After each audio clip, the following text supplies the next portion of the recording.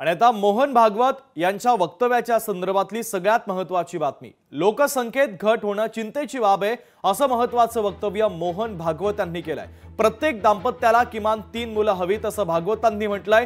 प्रजनन दर 2.1 च्या खाली असल्यास समाज नाहीसा होतो। आपल्या संस्कृतीची जगाला आवश्यकता आहे असं महत्त्वाचं विधान देखील सरसंघचालक मोहन भागवतांनी केलंय। तर जातीपाती कित्येक वर्षापासून सुरू आहे असं महत्त्वाचं विधान भागवतांनी केलंय। तर शास्त्रामध्ये जातीपातीला स्थान नाही असंही भागवत म्हणतात। संख्येचा उल्लेख झाला, जनसंख्या कमी होते, फार चिंता आहे।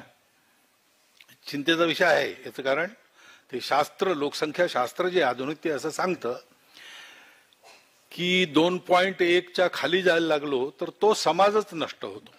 पृथ्वीच्या पाठीवर तो राहत नाही। कोणी त्याला मारेल असं नाही, तो काही नसलं संकट तरी तो समाज नष्ट होतो, पुढे चालत नाही। अनेक भाषा अशा नष्ट झाल्या, अनेक समाज असे नष्ट झाले। 2.1 च्या खाली येता कामा नये। आपल्या शास्त्रात जातपातीच्या भेदाला स्थान नाही, आचार्यांनी म्हटलंय। पण हे करताना सवय आड येते। ती सवय जाईल कशी? कुटुंबात आचार सुरू झाला की जाते।